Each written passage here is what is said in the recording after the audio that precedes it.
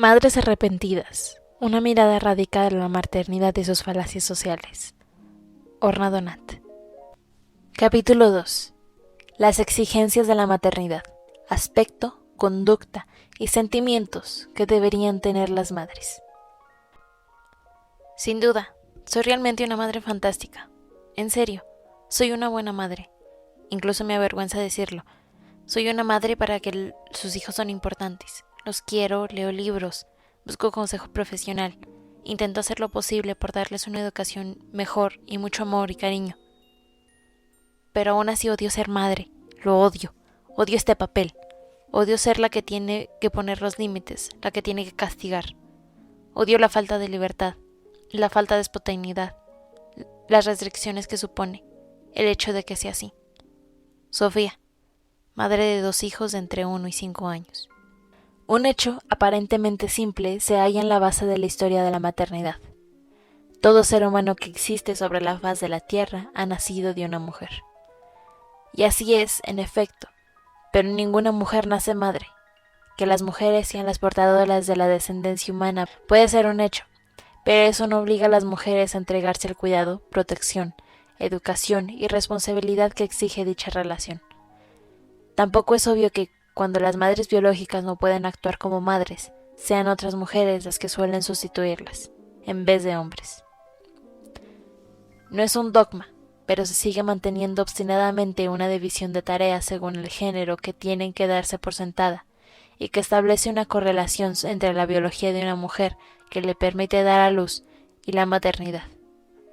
Dicho de otro modo, esta descripción de la naturaleza femenina, empleada para obligar a la mujer a ser madre, se utiliza asimismo para probar la idea de que las mujeres están dotadas de un instinto maternal y de una especie de caja de herramientas innata que induce a las madres, más que a los hombres, a criar a sus hijos, ya sean biológicos o adoptados, y a cuidar de ellos. Es algo que no hace falta aprender porque forma parte de ti, lo llevas grabado en ti. El cuidar de un niño, preocuparte por él, sentirte unida a él.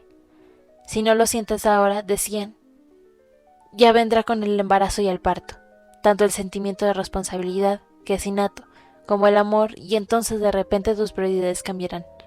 Aunque tu vida será totalmente distinta, no te importará. Esta estricta división del trabajo según el género se materializó durante el siglo XIX, con la transformación de los conceptos relacionados con la casa y la familia a raíz de la Revolución Industrial. Mientras que la esfera pública se había convertido en un símbolo de racionalidad, progreso, utilidad y competitividad, el pequeño enclave familiar en la esfera privada se había convertido en un símbolo de las características contrarias, al estar relacionado con los sentimientos en general y con los más cálidos en particular, como el amor, el altruismo, la compasión y el cuidado del prójimo, en tanto que a los hombres se les asignó un trabajo remunerado fuera del hogar. A las mujeres de clase media se les confió el reino privado y un trabajo no remunerado como esposas y madres devotas que debían mantener un refugio seguro para sus seres queridos.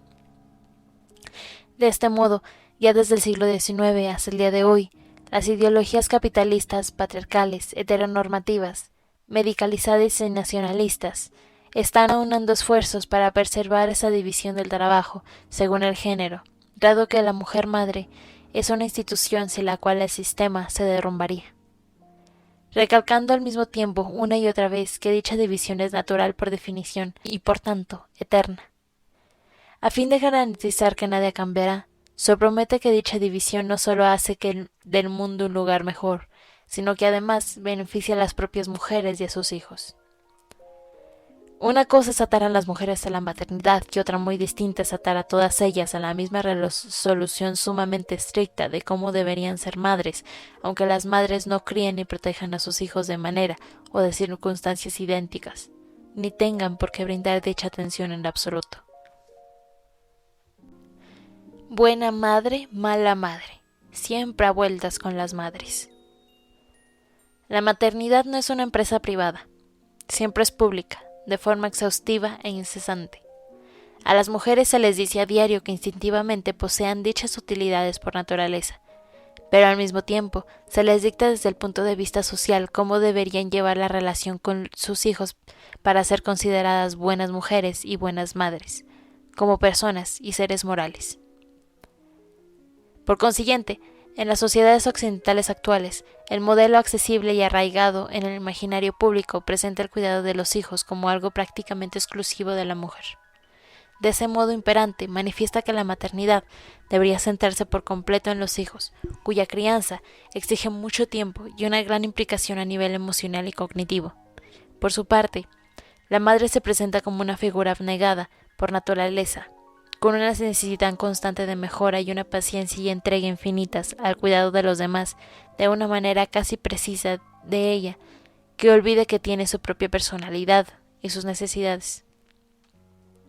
Mientras que los niños avanzan con más o menos dificultad hacia un sentido cada vez mayor en sí mismos, como individuos separados de sus madres, las mujeres evolucionan de una identidad maternal a otra.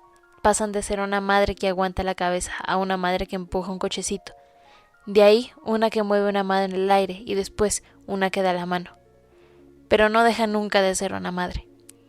El suyo es un desarrollo vertical en comparación con el crecimiento más horizontal de los hijos a medida que se alejan de ellas. Eso no significa en la práctica que todas las mujeres sean así, pues puede haber diferencias importantes entre madres, en aspectos que van del individual al ámbito social, tales como estado civil, origen étnico, clase, discapacidades físicas y mentales.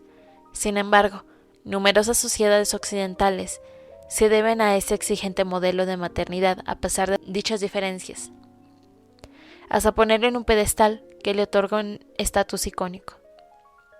Además, si bien en el pasado una buena madre debía personificar a la Virgen, es decir, una persona sexual, pura y sagrada, desde los años 80 el modelo mitológico intensificó una representación de las madres, sobre todo de las madres de clase media blancas y jóvenes, como seres sexuales y objetos eróticos, tales como indican expresiones del estilo MILF, siglas en inglés de Mom I Like to Fuck, madres que me follaría o MQMF, madres buenorras, madres cachondas y madres cañón, entre muchas otras.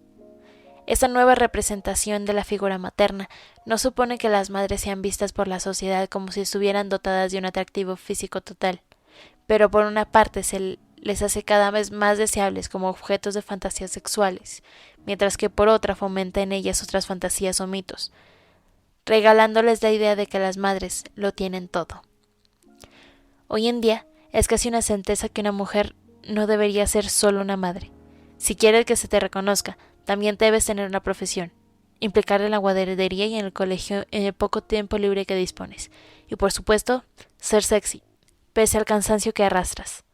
I'm a bitch, I'm a lover, I'm a child, I'm a mother, I'm a sinner, I'm a saint. Soy una zorra, soy un amante, soy una niña, soy una madre, soy una pecadora, soy una santa. Con esta letra, Medery Brooks expresa lo incompatible en pocas palabras. De esta manera, el exigente modelo actual espera del cuerpo de las mujeres, durante el embarazo, en el momento inmediatamente posterior al parto y años después, que respondan a los mismos patrones heteronormativos que el mito de la belleza y la sexualidad impone a las mujeres en general. Su cuerpo no se libera, ni por un momento siquiera, del afán por la belleza y la conservación, ni de la obligación de mostrar la clase de disponibilidad sexual que quizás se halle en las antípodas de sus propias experiencias como sujetos sexuales. Eso significa que, si bien las madres pueden tener perfectamente necesidades y deseos sexuales, se las tratará acordemente más que nada como sirven a los demás, no por lo que sean ellas per se. Este modelo no solo regula ese aspecto y la conducta que deberían tener las madres, sino que trata de regular también su mundo emocional según ciertas normas afectivas, es decir, normas que rigen los sentimientos, que son apropiados o no para un entorno social determinado, las cuales suelen ofrecer recompensas sociales como el olor, la estima y la aceptación. Esto es lo que las hará buenas mujeres y buenas madres, como personas y seres emocionales. Por lo tanto, aunque no hay una única emoción que los hijos inspiren en las madres, se espera que todas las madres sientan sistemáticamente lo mismo si desean ser vistas como buenas madres.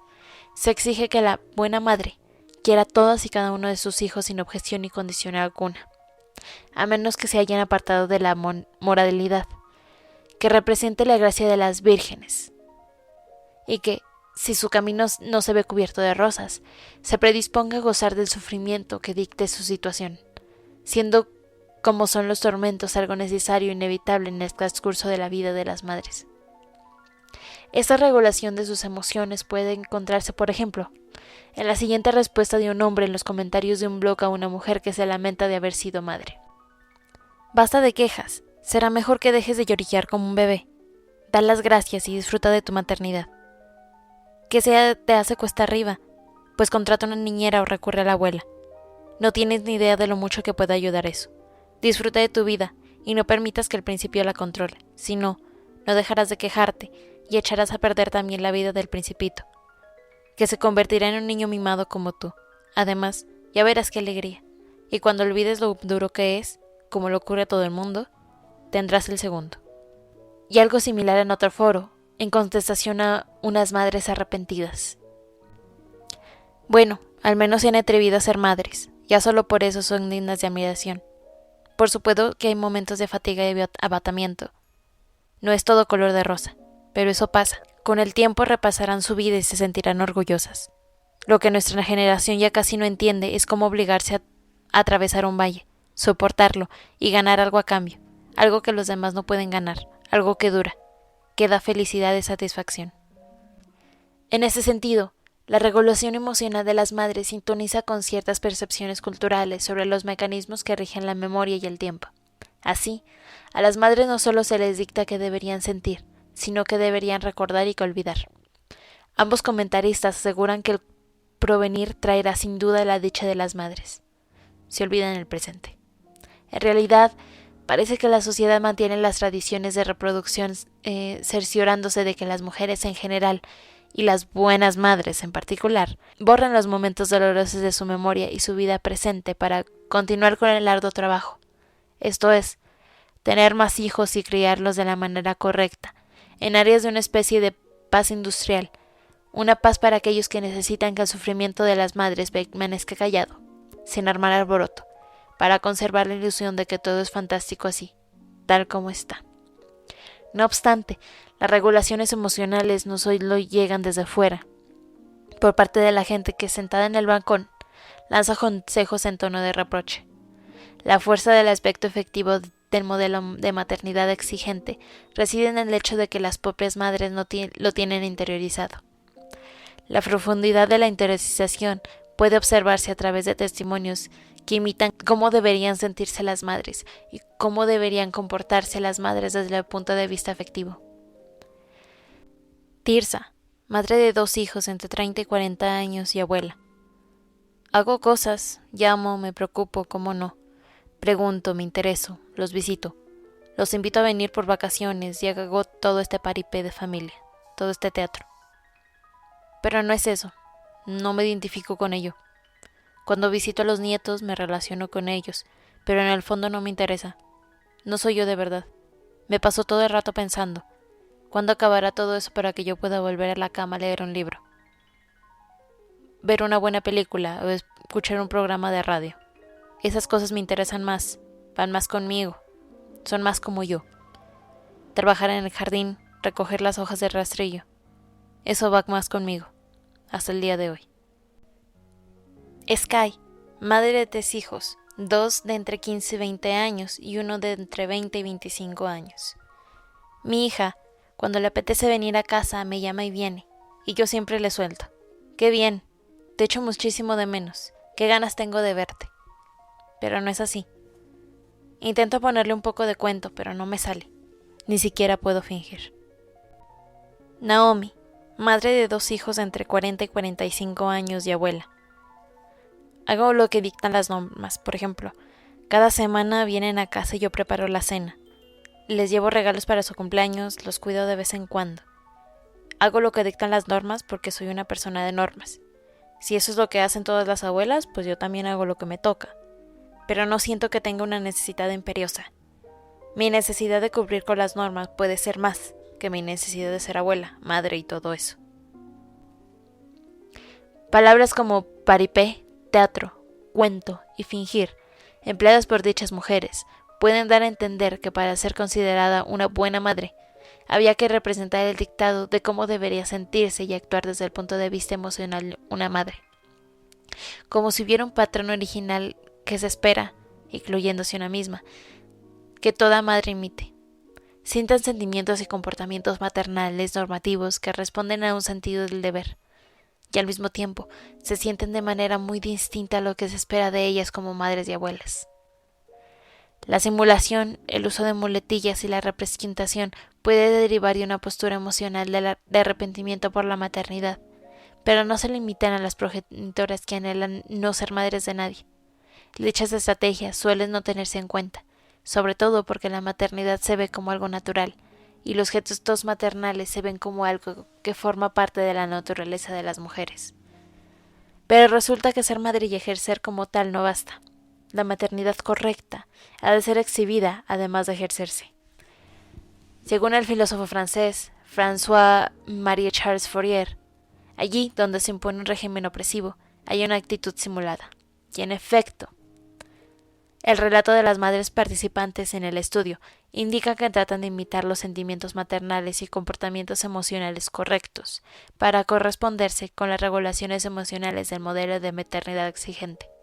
En palabras de Vale. La gente me pregunta, ¿te gusta ser madre? Y yo pongo una sonrisa forzada. Porque ¿qué les voy a decir? ¿Que estoy deprimida? ¿Que es duro? ¿Que quiero a mi mamá? A nivel personal, el fingimiento puede utilizarse como mecanismo de autodefensa, en apoyo del deseo de no derribar las paredes de la casa. Pero en el plano social, esta práctica funciona como un fantasma de utilidad política, que mantiene la percepción que existe una fórmula natural y precisa, como se siente y se comporta una madre, que las madres deberían mostrar y seguir. Maya, madre de 2 hijos, uno de entre 1 y 5 años y uno de entre 5 y 10 años y embarazada durante la entrevista. Recuerdo que justo después de que naciera mi hija, todos mis tíos y amigos con hijos hablaban de las dificultades y los retos y me decían, ¡pero qué alegría, eh! Y yo contestaba, sí, es maravilloso, maravilloso. Nadie se lo imagina de mí. Puede que yo no sea una madre encomiable, pero soy una madre que cuida de sus hijos, recibe sustento y amor, no sufre un abandono emocional, así que nadie puede decirlo de mí. Y si nadie puede decirlo de mí, entonces es imposible saberlo con cualquier otra persona.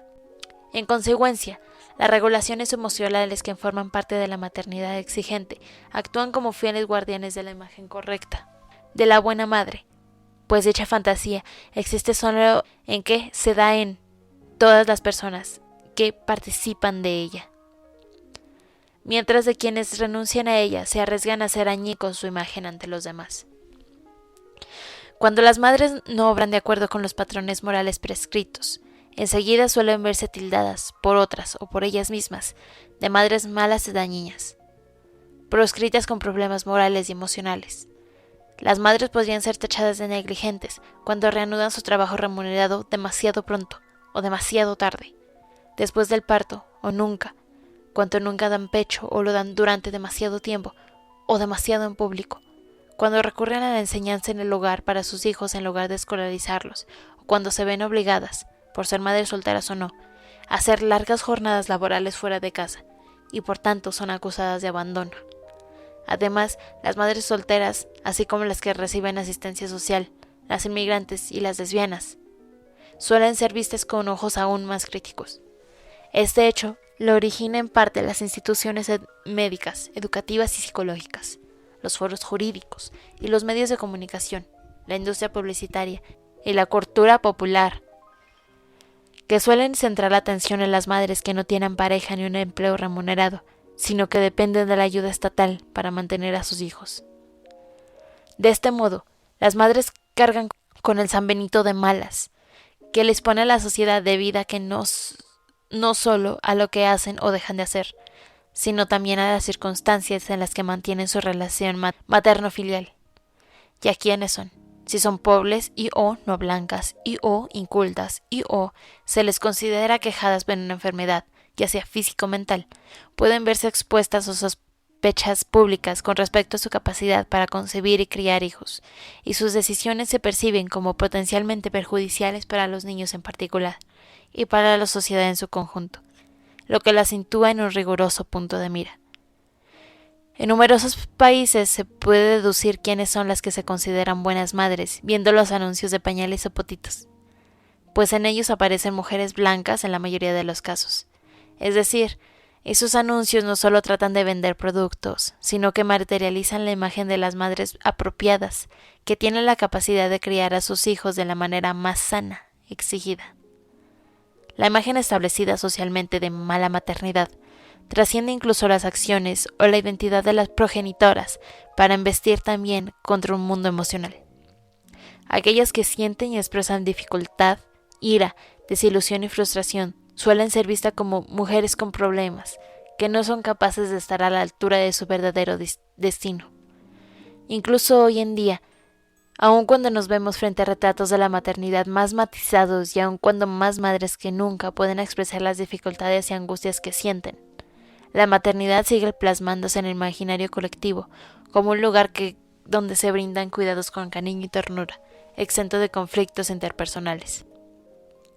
Durante los últimos 2 siglos, cuando más esperaba de las madres, más esperaba a su vez numerosas madres en sí mismas, al tiempo que se adentraban sin vuelta atrás en un mundo de sentimientos sombríos, culpa y autoanálisis y todos los matices de la ambivalencia. En esta situación paradójica, aunque la ambivalencia puede acompañar a todas y cada una de nuestras relaciones humanas, solo hay una respuesta que la sociedad tolera de las madres. Me encanta. Amar a los hijos, odiar a los hijos, odiar la maternidad. Por mucho que crea que es normal tener sentimientos encontrados con respecto a la maternidad, sigue invadiéndome la necesidad casi dolorosa de añadir al siguiente descargo de responsabilidad cada vez que escribo algo que pudiera ser interpretado remotamente como negativo. Quiero a mis hijos más que a nada del mundo, por supuesto. En un momento en que una mujer es madre, suele provocarse una reacción interminable a la realidad completamente nueva. Su cuerpo y su vida pueden convertirse en centro de relaciones conflictivas inundadas de complejas emociones, fruto de la percepción común de cómo debe ser, obrar y sentir una buena madre, fruto del mero hecho de que ahora es responsable de la vida de otra persona, y fruto de la incertidumbre ante las consecuencias a largo plazo de los hijos. Asimismo, esa experiencia dinámica del conflicto puede estar relacionado con una sensación de ser explotada. Si bien, por un lado, las mujeres viven bajo la sentencia de que la madre manda, al mismo tiempo, es la madre quien se le suele culpar por ser demasiado afectuosa o distante, demasiado dominante y sobreprotectora, o demasiado indiferente y desapegada, principalmente por un motivo, porque era ella, en términos generales, la que estaba presente durante la infancia de los hijos. O es la única la que se acusa de no estar presente. Este tipo de reproches puede intensificar las emociones contradictorias y ambivalentes, es decir, explotar la simultaneidad de los sentimientos polarizados de las madres, tales como un deseo de dependencia y a la vez de separación, de amor y de odio, el anhelo de acercarse al mismo tiempo de tomar distancia, a los momentos de armonía y conflicto. Así lo expresaba profundamente la escritora estadounidense Adrienne Rich. Mis hijos me causan el sufrimiento más intenso que he experimentado en mi vida. Ese sufrimiento de la ambivalencia, la alternancia infernal entre el amargo resentimiento y los nervios de punta y la ternura y satisfacción gozosa. Pero este tipo de autorreconocimiento es puesto en tela de juicio por la propia madre cuando su entorno y su medio cultural establecen que semejante polaridad emocional es inconcebible por sistema. La ambivalencia maternal es algo en lo que cuesta creer, aunque parezca mentira. Incluso mientras escribía un libro sobre el tema venía a menudo durando de su existencia. ¿Acaso no sería simplemente una excusa apográfica para madres que odian a sus hijos? ¿Estaría ofreciendo yo una sensación de tranquilidad vacía, abogando por la contribución vesalada a la maternidad creativa que puede brindar la ambivalencia? A ninguna de nosotras le resulta fácil aceptar de verdad que amamos y odiamos al mismo tiempo a nuestros hijos. Y es que la ambivalencia maternal no constituye un estado anódino de sentimientos encontrados, sino un estado de ánimo complejo y contradictorio, compartido de forma diversa por todas las madres, en el que coexisten sentimientos de amor y de odio por sus hijos.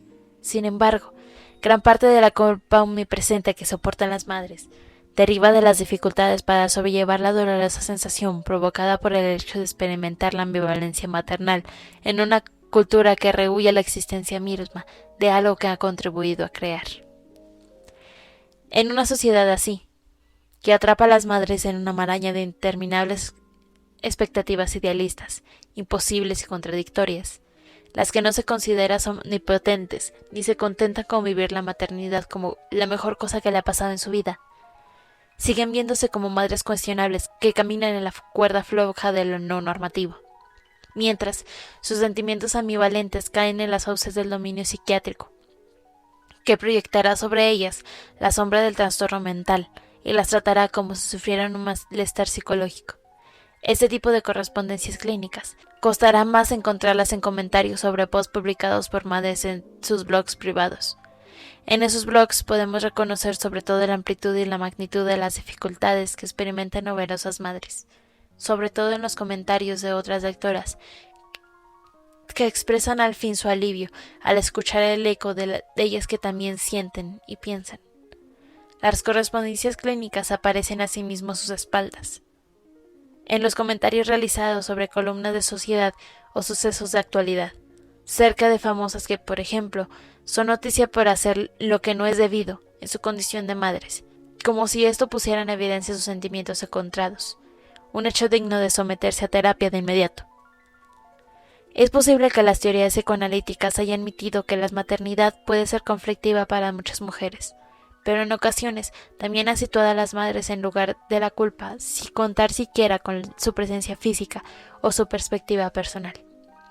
La conocida psiquiatra Ellen Dodge, por ejemplo, describía la ambivalencia como una posible parte del mundo emocional de la experiencia de las madres, pero al mismo tiempo afirmaba que las madres ambivalentes adolecían de un masoquismo femenino natural. Esa mirada crítica centrada en las madres que no se consideran conforme con los rígidos guiones de las normas afectivas puede observarse en la tardanza de identificar la depresión postparta como un estado relativamente legítimo al que se enfrentan las mujeres. Durante muchas décadas no podían decir si, tras dar a luz, tenían otros sentimientos distintos a los que se esperaba que tuvieran, y temían reconocerlo, ya que sabían que enseguida les colgarían un San Benito de malas madres. Me resulta difícil escribir este post. Me aterra revelar al mundo mis secretos más profundos y oscuros, pero ya lo he hecho antes y voy a hacerlo de nuevo. La semana pasada reconocí en mí los síntomas de depresión postparto, al leer el periplo de otra persona hasta dar con un diagnóstico. Quiero hacer públicos mis secretos con la esperanza de que otra mujer pueda reconocer sus síntomas en mi historia. Temo que otras puedan verme débil o menos madre.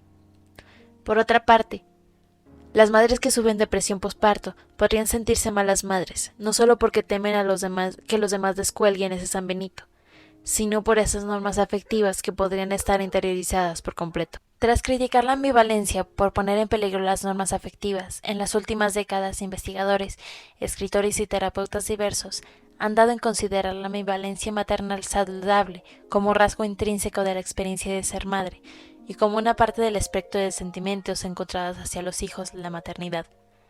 Ese espectro de emociones contradictorias se veía como una fuente inagotable para las madres, siempre y cuando quedaran bien definidas y distantes la ambivalencia maternal, controlable y soportable, que podrían promover un desarrollo emocional. De este modo, la propia angustia de una madre y la insufrible coexistencia del amor y el odio por el bebé serían los sentimientos que permitirían a la madre buscar constantemente soluciones creativas a todos sus problemas. Así pues, quizá el conflicto amor-odio que las mujeres pueden sentir con relación a sus hijos les ayude a adquirir herramientas emocionales e intelectuales para comprender a su pequeño y sus necesidades, pues el sufrimiento de la ambivalencia puede fomentar la reflexión y la capacidad de pensar en el bebé y el niño, es posiblemente el aspecto más importante de la maternidad. Visto así, la capacidad para soportar la ambivalencia y el dolor que causa se halla al alcance de una madre cuando ésta reconoce que su perfección y la de su bebé son una fantasía a la que es mejor renunciar. Asimismo, una madre que descubre cómo contener su conflicto puede ser capaz de sentir amor, preocupación y compasión por sus hijos, así como ira, desilusión, frustración e impotencia. Una capacidad emocional que origina una nueva faceta rica y llena de contrastes de sí misma. Por tanto, puede ser también un hito para el desarrollo maternal. Los investigadores afirman, pues, que la ambivalencia maternal puede ofrecer reforma y reparación, como logro emocional que aquellas mujeres que se enfrentan a una confusión emocional, fantasías y conflictos relacionados con su maternidad, y como estado que puede fomentar potencialmente la flexibilidad y el dinamismo emocionales. Por otra parte, las mujeres que tienen sentimientos ambiguos con respecto a la maternidad pueden desarrollar historias progresivas sobre un movimiento en dirección a un punto final positivo de la experiencia maternal, pues podrían utilizar relatos de crecimiento futuro y superación de obstáculos que garanticen que algún día todo irá bien. Ese tipo de reorganización de las experiencias maternales conflictivas podría ayudar a las madres a sobrevivir día a día. No obstante, también podría surgir en una sociedad en la cual se considere un incumplimiento de las normas el admitir a posteriori que la maternidad no satisfacía lo que se prometía y después de todo no valía la pena. Al observar con más atención el arrepentimiento, podremos ver que a veces las madres tienen una historia distinta que contar. Una historia que desecha tanto el descrédito patológico en el que habían caído presas de la querencia social por las ficciones de la reconciliación, y que prefiere normalizar y aceptar que se puede estar arrepentida de ser madre. Mediante testimonios que discrepan de este tipo de movimiento lineal, las mujeres participantes de este estudio, que no solo tienen bebés, sino hijos de 30 años, expresaban el sentimiento de arrepentimiento, rechazando la historia progresiva de una figura femenina que se obligada inevitablemente a ser madre y que se adapta poco a poco a la experiencia maternal. Afirmaciones tanto como no es para mí o enseguida vi que no estoy hecha para esto, así como el hecho de sentirse totalmente en paz con la idea de arrepentirse de haber sido madre, expresan una opción de las muchas posibles. La elección de alejarse de manera deliberada de una meta que debería ser integradora. La satisfacción de no ver su angustia como un mal necesario para mantener el status quo. De este modo, el arrepentimiento encarna una identidad femenina distinta, la cual se aparta de las expectativas sociales sobre la maternidad como algo que por definición conduce a la asimilación y en el que, por tanto, el deseo de volver atrás se ve como un acto punible.